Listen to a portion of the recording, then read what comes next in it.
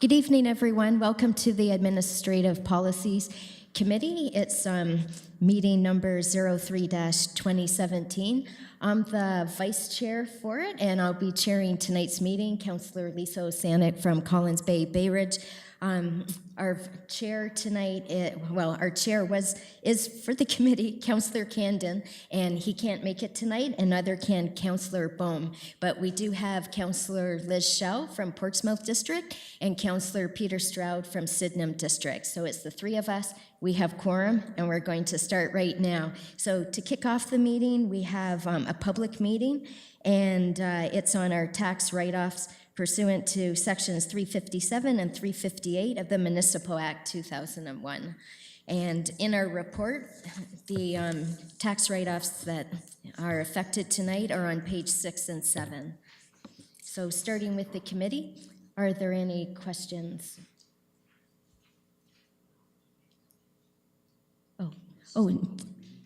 Yeah. Yeah, it's also on business, so I think that's when staff might say a few words, or do you want to, is that okay, Councillor Schell? Great. Okay. Okay. So any questions from the committee? No? Sorry. Councillor Stroud? Is there anyone here from the public that wishes to speak in the public meeting section? Right, that's what I'll ask for next.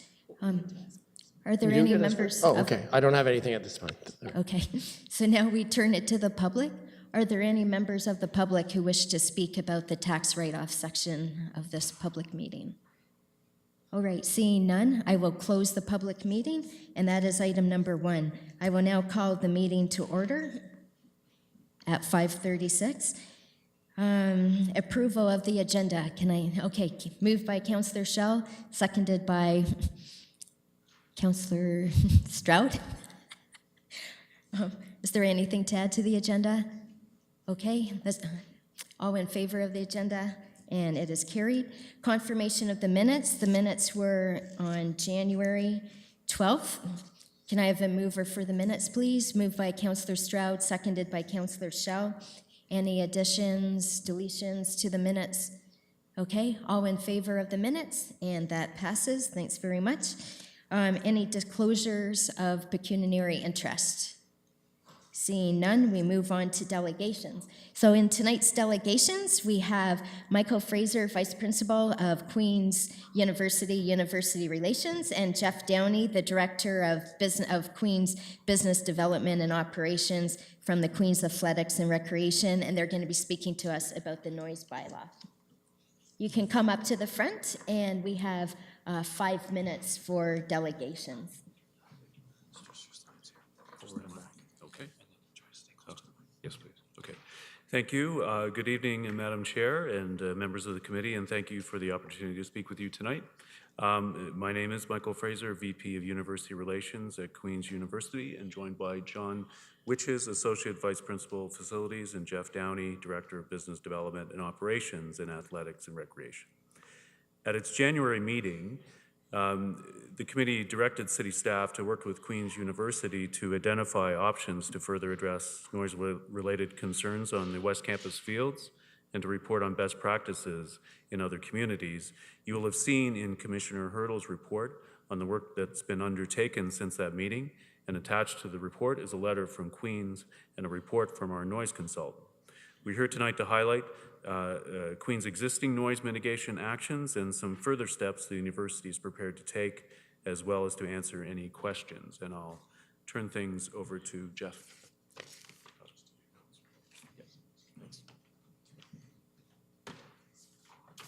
Thanks, Michael. As mentioned, Queen's has undertaken a number of noise mitigation strategies at the West Campus fields and Richardson Stadium to help reduce the impact of the fields on our neighborhood. These mitigations have implemented and gone beyond the recommendations of the noise impact assessment conducted by our noise consultant for these facilities.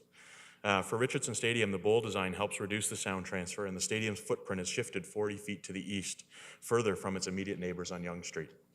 The installation of the distributed sound systems at the West Campus fields and Richardson Stadium allows for a lower overall volume and uses directional speakers to minimize sound transfer.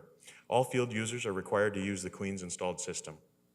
We have adjusted schedules to lessen impact, moving some activities off West Campus fields entirely and scheduling of quieter activities during later hours. We require the use of Fox 40 Pearl whistles or equivalents where officiating rules permit, which is a lower volume whistle.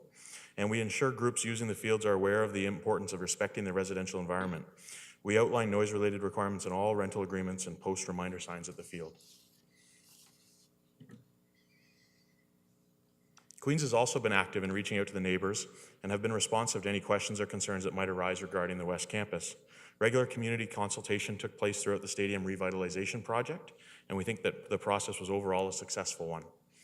We have a dedicated web page for community members that have a great deal of information about what's happening on the fields, and this includes published field usage schedules that community members can sign up to receive schedule updates by email, a hotline to report any concerns or complaints.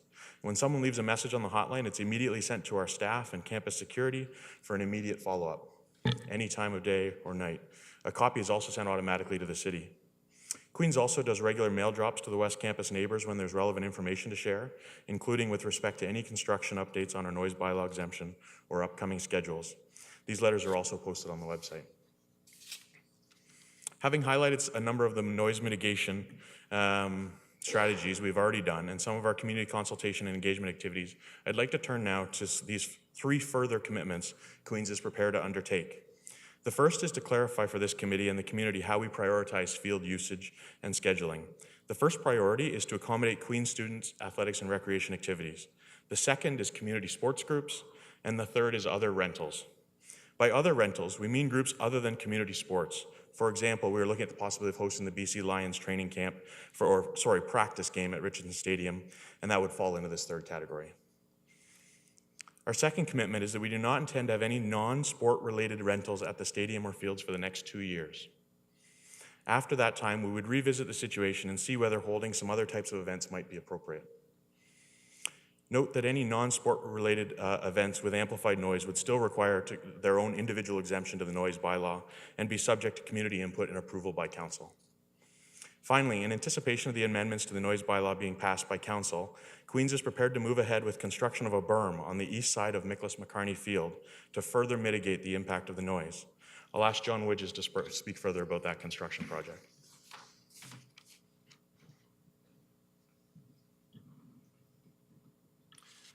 Thanks, Jeff. Good evening. Over the past 2 months, following suggestions from community members and this committee, Queens has investigated the feasibility of constructing a berm on the east side of Nicholas McCarney Field.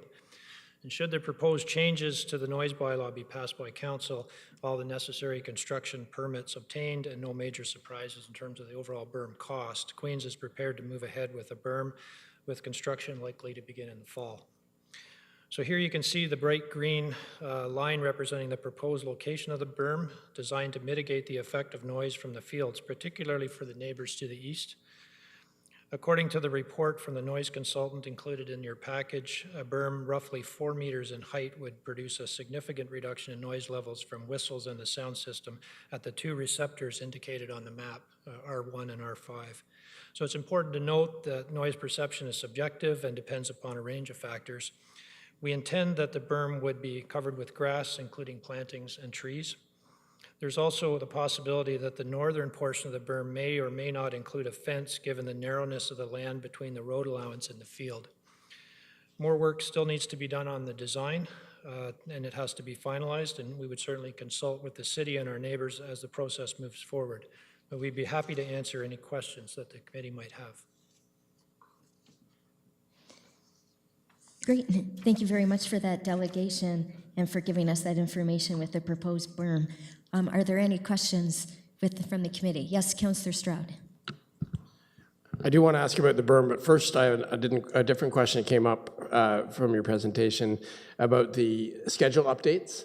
So does this mean that members of the public will be able at any time to see all the groups who are scheduled at this Nicholas McCarney Field in real time? Like, so they'll know who's supposed to be there, and if a group is there that's being loud, they can look on the schedule and see who they are before they make their complaint? Yeah, that's correct. I don't know if it's in real time, but it is updated on a regular basis. I believe it's daily, so updated in the morning. Right. Yep. Okay. so that would indicate to me that they would be able to do a little bit of preliminary, their judgment could be used in a preliminary assessment of whether the usage is actually something that Queens is permitting, because it could also be unauthorized usage, which would perhaps have them go about their complaint in a different way. So thank you. My other question has to do with the berm. So you're saying, as in the diagram here, 180 meters, 4 meters high, so that's almost 15 feet, and possibly with a fence on top of that 4 meters in the northern section where the berm would be narrow. Is that because the berm wouldn't be able to reach 4 meters because of how narrow it is, or would it be actually taller, including the fence in the northern section? I think the concern there is we haven't done the detailed design yet, so we don't know if the width of land available there would support the berm. It's going to need a width and a height and a slope to it. So we haven't actually done the calculations to determine if that width that we need will fit through there. But the height of the berm would remain consistent along its length, if that's the question. Right, so I think you're saying that possibly a fence if needed to keep it at the uniform 4 meter height. Right. Okay. In the other questions, just for clarification, before you spoke, Mr. Witches, I guess it was Mr. Downey, you were talking about consultation with the community. So is the commitment that you're making now subject to design and cost, unforeseen cost considerations? Is this the design that you've settled on, or is it possible that if community members react, that you would come back with a different design? I'm just wondering how far along in the decision-making process we are. Well, I think we'd be comfortable saying yes to that, subject to cost, of course, and other planning parameters. But, you know, as John said, you can comment further. We haven't discussed in detail exactly, laid it out exactly what it would look like. But so subject to consultations and subject to certainly more planning on our side. What we're saying tonight is the commitment to build it, you know, subject to a number of conditions. But yeah. Final question about the berm. So I think you said this in the presentation. So this is what is recommended by the consultant that you hired to analyze the sound mitigation possibilities. Is that correct? This is the preferred option that they recommended? That's right. He looked at a number of scenarios, and there was a 3 meter height and a 4 meter. The 4 meter high berm was deemed to be more effective in mitigating the sound that goes to those receptors on the east side. Okay, thank you. It's very helpful. And Councillor Shaw? Thank you. It's very good to see this. I am feel a little leery when you say subject to. I'm hoping that what we're hearing is a commitment to do some sound attenuation and that the berm is the choice. It's just, I'm hearing money might come into it. How far are you saying we're not sure? I think that's how I'll put it.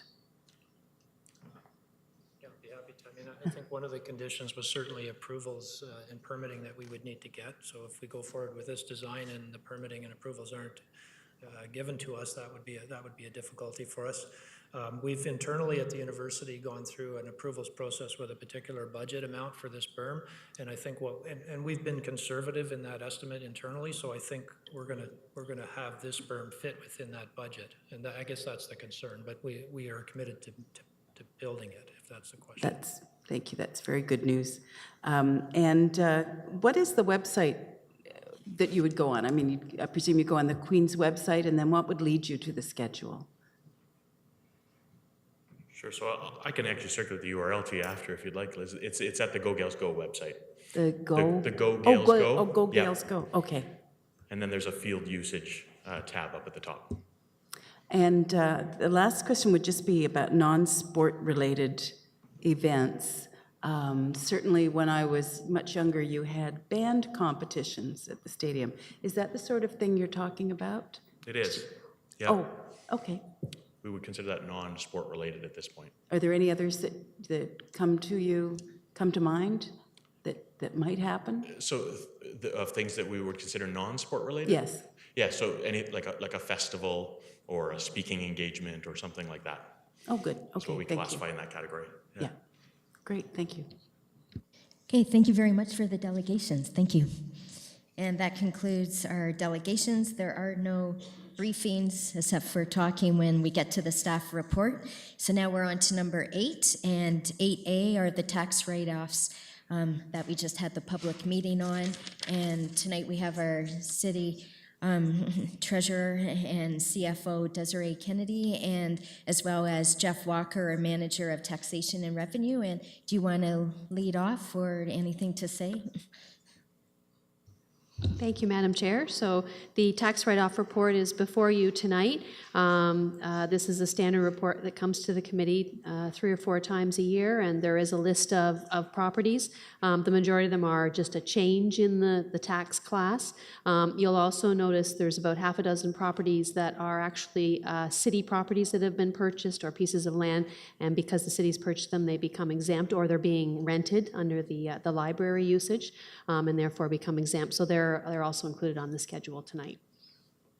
Great, thank you very much. Any questions from the committee? No, all right, we need a mover then to put it on the floor. Councillor Schell, moved by Councillor Schell, seconded by Councillor Stroud. Any discussion? Okay, ready to vote? All those in favor? And it carries. All right, so for business item B, it's the review of the sign bylaw. So this report first came to us, the amendments on December 7th. We then deferred it to receive staff comment on the comments that we heard on December 7th. That came to the January 12th meeting. Then on January 12th, we wanted a comparison of other municipalities regarding self-storage facilities, and that's an information report that has come back to us in tonight's package. And that sort of brings us back to where we started in December, trying to approve the amendments for the sign bylaw. So do we have any questions from the committee?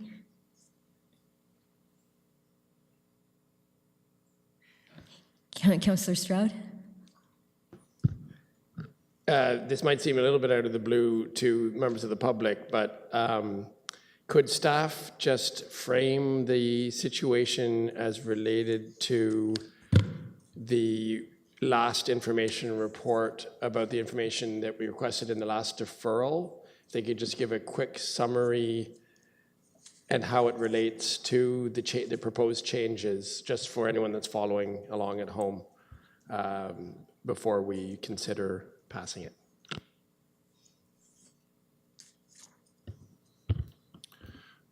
Through you, Madam Chair. So the report you see in front of you is a result of direction from the committee when the sign bylaw review report was deferred in January. Essentially, the issue is about whether signage displayed at a self-service storage facility, so that type of land use, whether signage displayed at that property would be considered real estate signage under the definition in the sign bylaw. And the implications of that is that real estate signage does not require a permit and does not require any fees be paid. There are conditions around real estate signs in terms of size and in terms of how long a real estate sign can be displayed. So once a property is leased or sold, the real estate sign advertising that property for sale or lease must be removed 21 days after the sale or lease of the property. So the issue was brought to staff's attention with respect to a sign. In this case, it's the type of sign is a portable sign as defined in our bylaw, being displayed at a particular self-service storage facility in Kingston. The sign owner, the property owner, has argued that it is a real estate sign and not what we regarded as a portable sign. A portable sign does require a permit and a monthly fee of $62. So we presented to the property owner our interpretation of the bylaw, and the property owner did not comply with our request to obtain a signed permit. We were engaged in signed bylaw review, and when we looked at the wording around real estate signs, we saw that there could be there's some vagueness or generality to the wording that did not necessarily reflect the intent and spirit of what staff interpreted as the meaning of a real estate sign. So on the advice of our legal department, we sought to bring more clarity to the bylaw, and we did that by defining a self-service storage facility, so adding or proposing that we add a definition of self-service storage facility into the bylaw, but also that we revise the definition of real estate sign to not include a sign advertising the services provided by a self-service storage facility. So that's the crux of the issue, and the committee will recall that at the January meeting, there was some discussion about the fact that, or a statement made that Kingston treats self-service storage facilities differently than all other municipalities in Ontario. And that argument was premised on the fact that no other municipality sign bylaw in Ontario defines real estate sign by using the phrase excluding use in a self-service storage facility, as we are proposing to do in our bylaw. And that is certainly accurate. We have also not found any other municipality that had that signage, or that wording in their bylaw. So the committee directed us to consult, review other municipalities to find any other municipalities in Ontario that treated self-service storage facilities the same in the context of signage as Kingston is proposing to do. What we found, we spoke with 9 municipalities ranging in size from the largest, Toronto, Ottawa, Hamilton, to comparator municipalities like Guelph, for example. And what we found when we asked them these very specific questions was that none of those municipalities regard signage displayed at a self-service storage facility to be a real estate sign. So in other words, all those municipalities require signs advertising self-service storage facilities to acquire a permit and pay a fee. The reason given why those municipalities don't have wording such as we're proposing, the reason that we received from them was that they have not been challenged. This issue has not come to their attention in their respective jurisdictions. And so they have not had a reason, therefore, to propose such amended wording. 2 of the municipalities thought that they might follow Kingston's lead and amend their bylaws as well with respect to the wording, but those were the findings of our survey of the municipalities. At the meeting, the issue of, or an argument was made by Mr. Paul Martin, the owner of a self-service storage facilities in Kingston, that self-service storage facilities and warehouses are synonymous. And the premise was that that the city allows warehouse space to be advertised by way of a real estate sign, but we don't allow self-service storage, or we're proposing not to allow self-service storage facilities to advertise by way of real estate sign. So we Staff looked at the definition of warehouse and property that's characterized and advertised as warehouse space in the city and elsewhere. Our finding was that the term warehouse is used in a range of contexts.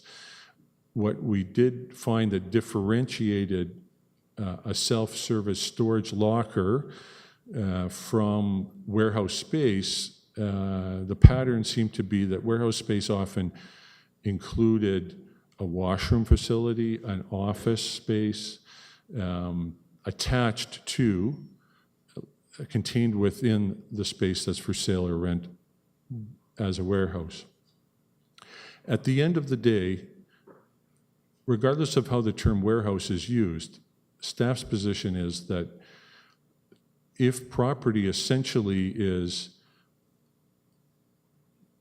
operating as a self-service storage facility, in other words, a locker, it doesn't have these other amenities attached to it, and in fact does not allow the space to be occupied by any person, whether employee or for any length of time, other than to simply store or remove property, then we would not regard that as a land use that would allow for a real estate sign to be used to advertise. So it's you can only go so far in with the definition of warehouse. I think at the end of the day, it's really what is that property being used for specifically, and if it's simply for storage without any amenity space and doesn't allow for occupancy for any period of time, then our position is that's a self-service storage facility, regardless of whether it's advertised as using the term warehouse space. So to put this in further context, and from reading the report, this is a dispute with one of a number of self-service storage facilities in Kingston, the others of whom are all paying signs permits, as is intended by the current interpretation of staff. But one of these is making various arguments in favor of an interpretation that would allow them to display these signs for free. And if we agreed with this alternate argument, it would allow all of the self-storage facilities to follow suit, and we would lose that sign permit revenue. Is there any other precedent that this would set in the context of the signs bylaw that might also figure into our thinking as we consider this? Through you, Madam Chair. Your assessment of it is correct, that currently there is only one self-service storage facility in Kingston that is using what we would define as a portable sign to advertise, that is not paying did not obtain a permit and pay the fees. I did not see any evidence that any other self-service storage facilities were using a portable sign to advertise their business. Most have a ground sign or a wall sign or both. So we have not encountered any compliance issues with the other self-service storage facilities in Kingston with respect to signage, nor have we. With the property in question is the owner, Mr. Martin, owns 3 other self-service storage facilities in Kingston. There is not a portable sign being displayed at those properties, so it's just the one property in particular. If committee and council were to direct that the sign bylaw allow for signage to be considered real estate signs to advertise self-service storage facilities, then the currently 10 facilities in Kingston would be permitted to display signage using a portable sign or any other type of sign that fell within the criteria of a real estate sign in terms of the sign face area, for example, without paying a fee and without obtaining a permit. The implications of that beyond the fine or the permit revenue, in my opinion, would be, particularly with respect to a portable sign, if it was known to the hundreds of other property owners in Kingston that pay $62 a month to display their portable sign, that a particular land use was able to display a portable sign and not have to pay a fee, I think that would upset a few people. So is it fair to say that our decision as a committee is we have to decide, much like a quasi-judicial situation, we have to decide if we agree with Mr. Martin that is showing favoritism versus if we agree with staff it is showing discrimination? Or, I mean, is that essentially the situation? Is that one side would say it's, if you're not allowed, it's discrimination, and if we allow it, then the city might say that's favoritism. Is that correct? Through Madam Chair, if I may step in, maybe I'll start answering that, and Mr. McLean can definitely add. I think what we're trying to do is we're trying to make the language consistent to be utilized for all storage, basically facilities or businesses, and to clarify any confusion that there might have been in the existing bylaw with the current wording. So that's what we're trying to do. We understand that some businesses may function differently, and some may have to, as a result, would have to potentially pay a fee, which others are, my understanding is others are doing because they're using a different type of signage. Yeah, no, I think I understand that. The problem is it seems like we're putting the committee in a position that an actual tribunal or a judge should be actually making this call.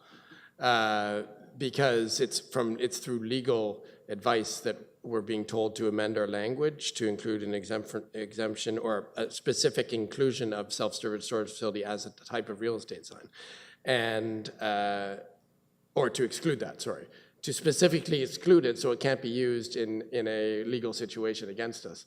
That in itself is taking a position that, again, could be challenged. That the fact that we put that language, it could also be challenged. I feel uncomfortable making that decision in this body. That's the problem. It's not that I don't understand the decision that we're being asked to make, because this is the type of decision that typically is made by someone with a lot more legal training than I have.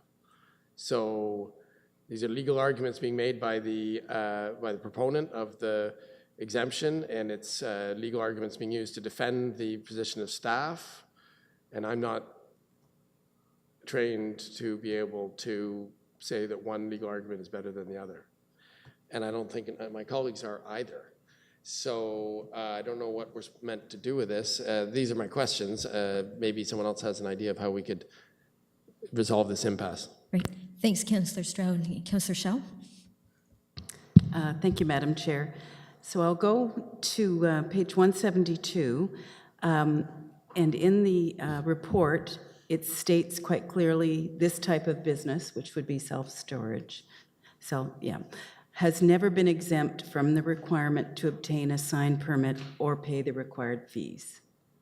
So would it be fair to say that what staff have been trying to do is make the language around that as clear as possible, including why this is not considered a real estate sign, it's not considered real estate business.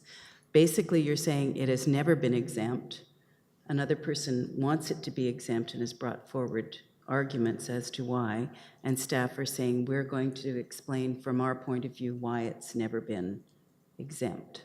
Is that sort of sum it up properly? Commissioner Hurdle? Through you, Madam Chair, yes. Okay. Thank you. So from my point of view as a counselor, I'm not a lawyer, to my mind, what staff are asking us to do is continue the law as it has been applied for the past many years, from the date we started doing sign bylaws to prevent signs all over the place. I mean, it was to control sign pollution that was huge for many years, and cities reined it in by creating the whole permit system. And basically what I've been told in the report is we have a system, it has been challenged. As a counselor, I don't have to decide, in my opinion, one to the other. Staff have given me a recommendation that makes sense. And if something goes further, it does become up to the person who is objecting to take it to the legal side that I agree I don't want to get in the middle of. So I'll leave it at that. We haven't put it on the floor, but anyway. Okay, thanks, Councillor Shell. I want to make some comments and maybe propose an amendment. So Councillor Strauss, since you were the chair last year, can you please take the chair? First, just want to check while in the chair with the clerk that do we move the amendment or move the recommendation before we can comment? Yeah, I should put it on the floor since now we're going to start discussion on it. Okay, so to put it on the floor, moved by Councillor Stroud and seconded by Councillor Shell. So now we can start discussion since we've asked the questions. Sorry, I'm also chair of Heritage Committee, which might have a different procedure. Do we get comments from members of the public on this item? No, this is an information report, right? No, it's the real thing. So do we do, Mr. Clerk, do we do the public now before we start? Yeah, okay. All right, before I And then move the we deliberate, amendment, we'll okay. do the public. Thank you. Anyone from the public? Mr. Martin.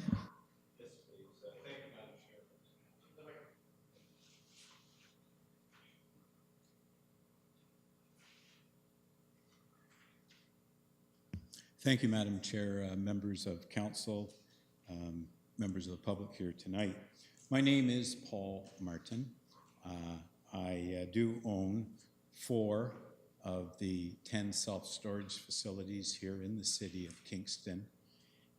The reason this is before you is that it has always been legal to advertise without paying a permit under the real estate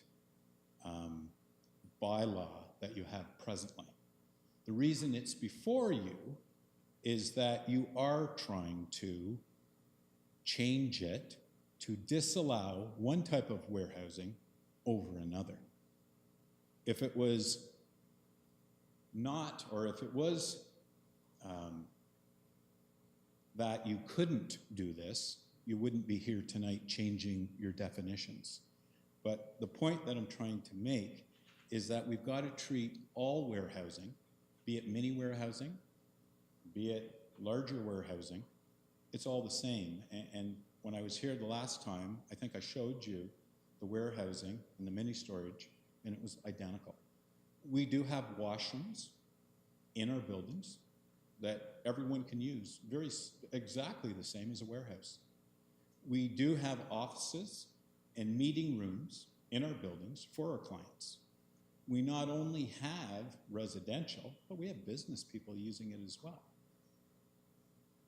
Tim Hortons, Cisco Foods, Queen's University, lots of different businesses that use self-storage. It's a warehouse. And all I'm really asking for is that you not change what you already have. Because by putting in this new definition, you are discriminating against one type of business over another type of warehouse. I know that you had asked Mr. McLean to do some research and find out, well, what other municipalities allow this? Well, what happens is when you get the report on Friday night, and you got to prepare to be in front of this committee on Thursday, knowing full well that you do have council meetings and lots of information in front of you. I think I let you talk, sorry. But it does take a while to go back and take the information that you've been presented on a Friday night at 5 o'clock and begin to digest and do your homework on what's been put in front of you. So, in actual fact, there isn't one municipality in the province of Ontario that has a definition of self-storage. Well, why is that? Well, as you pointed out, Councillor Stroud, it would be biased and discriminatory. 30 seconds. Pardon? We only 5 minutes to speak, so Okay, 30 sorry. seconds, yeah. I want to go to this report here because in his report, he's got that no bylaws were allowed this. So I did call up all of the ones that he called. Unfortunately, I've only got 2 replies back so far. The one came in at 4:30 this afternoon, or I would have given this out a lot earlier, and that's why I was late getting to the meeting. The City of London. Mr. McLean has in his report that it's under a class, I'm gonna have a look here, sorry. Group 3, he's got it under Group 3. It's not Group 3, it's Group 2. And in actual fact, you are allowed at a self-storage facility in the municipality of London, Ontario, to put this up with no fee. All right. So the report is inaccurate. And I am in the midst of trying to get more information from the municipalities. One of the things that happens with sign bylaw, or with any bylaw for that matter, it's always open to interpretation. It's always got gray area. There's all kinds of things in the bylaw that are there, but the municipalities don't enforce. Okay, thank you, Mr. Martin. All right, so anyone else from the public? Okay, so now we put it on the floor. It was moved by Councillor Strauss, seconded by Councillor Schell, and Councillor Strauss. You want to speak to it, so I will take the chair and recognize you. Thank you. So I do have an amendment, and I'm fine with everything about the sign bylaw except for this. So I don't want to tie up all the rest of the sign bylaw and just vote no against the sign bylaw. But it's because that report was great and it showed that all those other municipalities need a permit. But the part I didn't like was that all the other ones in their bylaw, they don't have a definition of self-service storage facilities. So that's what I want to amend out of our proposal of all the other amendments for the bylaw. So I'm looking for a seconder, but moved by myself that first, the definition of real estate sign, just eliminating, striking out the part that says does not include sign used to advertise a product or service related to a self-service storage facility. And the second part of the amendment is to delete the definition of self-service storage facility from the amendments to the sign bylaw. And seconded by Councillor Stroud. And like I said, it's only because all those other municipalities don't have a definition in there. If we go to court, then the court and the judge can decide what really is, what really falls under real estate sign or not, but at least then we're equal and not showing discrimination of self-storage when those other 7 cities, plus Toronto and Guelph, don't have a definition of self-storage either. Those are my reasons. Thank you. So there's an amendment to the recommendation being proposed by Councillor Sanik that's been distributed to the clerk and to the members of the committee that I will read. It's moved by Councillor Sanik, seconded by myself, that the definition of real estate sign be amended essentially to remove the added part that staff added to do with self-storage facilities. So it would read, the amendment reads, 1.43, delete the definition for real estate sign and replace it with the following. And the replacement is identical to the original except the part that's deleted, and it reads, so the new version would read, real estate sign means a temporary sign used to advertise buildings or properties or units within the building for sale or lease at the point of sale. And the part that's crossed out is the part that was added to specify self-service storage facility. And also the second clause of the amendment to delete the definition of self-service storage facility. And Councillor Stanek has given her rationale. Does anyone else wish to speak to the proposed amendment at this time? There's only 3 of us, so Councillor Schell. Thank you.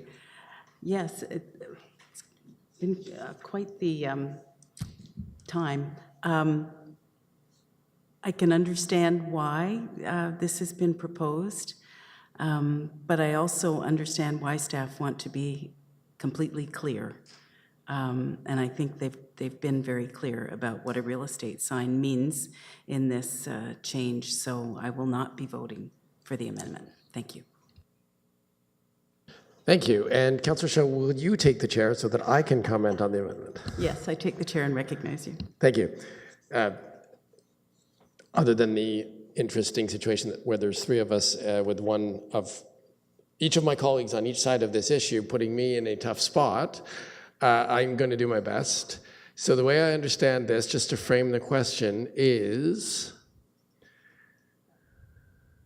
no matter which way we go, we are making a statement of intent.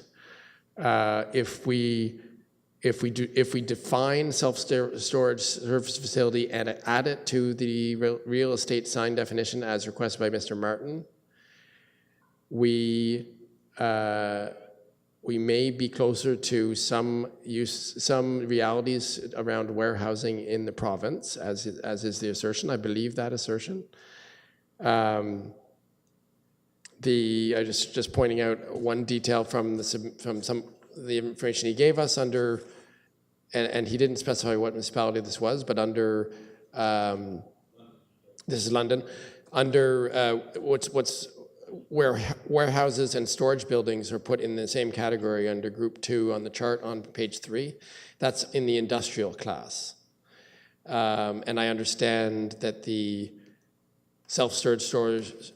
my understanding of self-service storage facility, and I've been a client at Martin People Storage before, is residential and commercial or the main users, and that would be an inherent distinction, would be industrial warehousing is an industrial use, and residential and commercial warehousing is often done in the context of micro context or mini storage as what we call self-service storage, although I agree with the assertion that it is warehousing. And identical in form, but not in size. So I think that distinction shouldn't be glossed over, that the industrial warehousing is a different situation, and I believe that if industrial warehouses in other municipalities are not required to pay for signs permits to advertise vacancies in their units, that might be a different issue. So anyway, back to the amendment.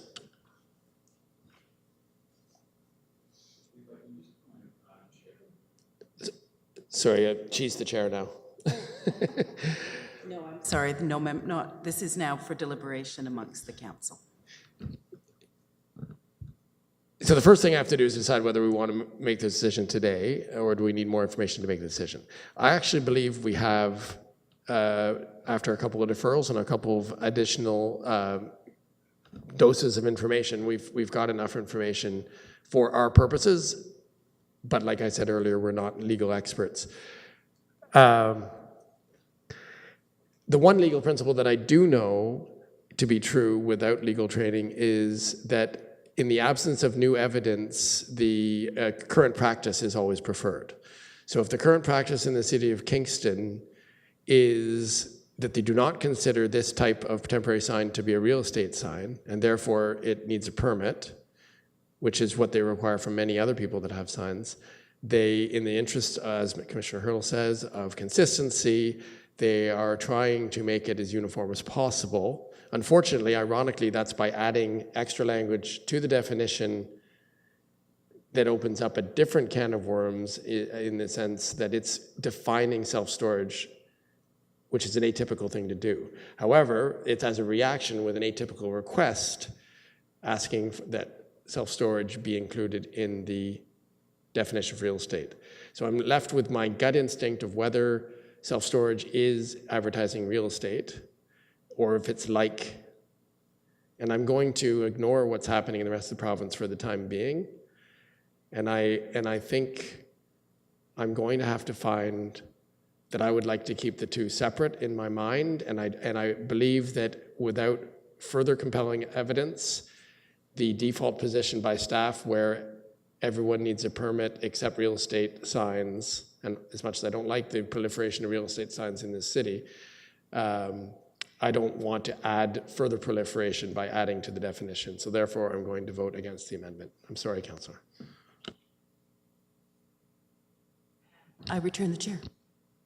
Thank you. And I guess there's no one else that can speak, so I guess we'll call the question on the amendment, unless you have any final comments.